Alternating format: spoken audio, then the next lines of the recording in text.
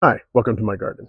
So the tree behind me is a Japanese privet tree, which unfortunately I didn't plant. It was most likely a volunteer planting from birds or debris or something from one of my neighbor's yards.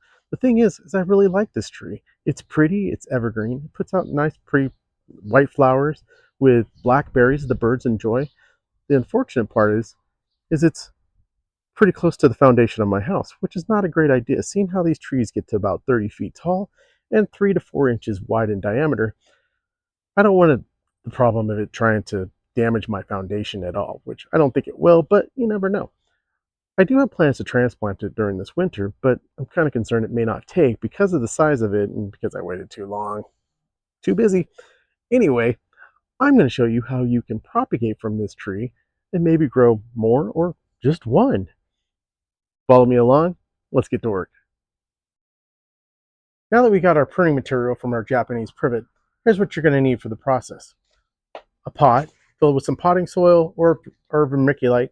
I use a mixture of both. So some pruning shears, some rooting hormone, and something to tie them all together because we want to tie these into a bundle that's going to stay in the pot. We also want our soil to be moist but not wet, and we don't want it to be dry. So let's get started. But what we want to do is we want to remove all the bottom leaves off of the bottom, leaving just a few up top, not too many, but just enough, just kind of like that. And then we want to prune to right where that one node is. See that node right there? We want to cut right there. So that way, when we dip this into our rooting hormone, we can just stick it right into the soil. So now that we got our cutting to where we need it to be, now it's time for the rooting hormone. Sometimes do you have to use this? No, not all the time. Sometimes you can just stick these in the ground and you just great. I mean, the tree that I have came from nowhere. I didn't even plant it. But for your rooting hormone, what I found is that I put it into a little baggie, and you can reuse this over and over and over. But I learned this when I was doing in viticulture, where I was doing grape propagation, and I found that when I put it into a bag, I could do multiple at the same time, so it made it a lot easier. So really, all that we're going to do is we're going to take our cutting, put it in the bag, kind of seal it up, and just shake it around. Then when you're done, there you go, fully wet. Now all we do is we just stick it in our pot, and there we go. But we're going to be doing multiple, so we're going to be cutting different ones so that we could fill up and make a huge bundle. Are they all going to take? My guess is they probably will, but we also want to make sure that we have some ones that take, ones don't. If at least one takes, I'll be happy. Now, when you get ones that are like really long like this, once again, you want to go to that one node, usually about 5 inches is the most. I'm going to cut right there, peel off our leaves, and then we're ready for our next one.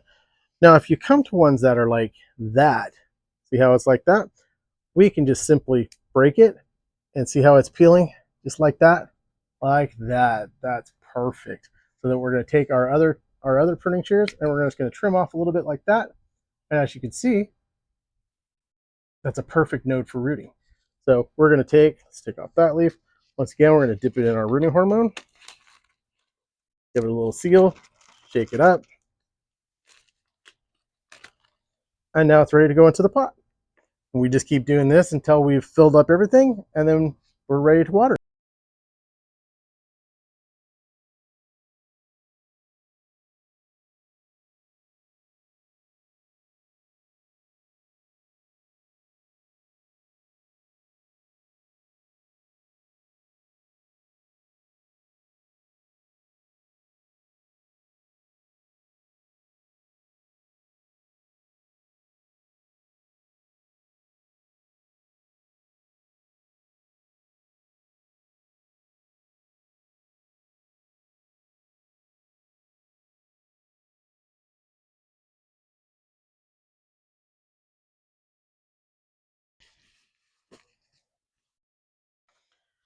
All right, so we got all of our material cut up.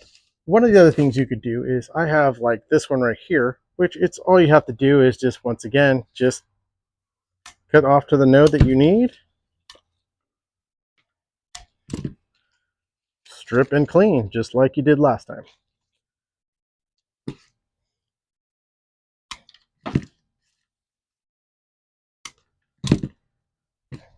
So when you get branches that are like that, we just want to trim those off. And then we could still do something like that. That works too. So one of the easiest ways that I found out to do something is to get them all together. And then that's where your tie is going to come in, and you're just going to tie them into a bundle. This makes doing the rooting hormone one simple, quick, fast trip that all you do is once, instead of dipping each and every one of them, you can tie them into a bundle, and then they'll also sit in the pot just like that. So tie them up just like that. Got your baggie full of rooting hormone. Got them in. Give them a shake up. Be careful because this can be messy.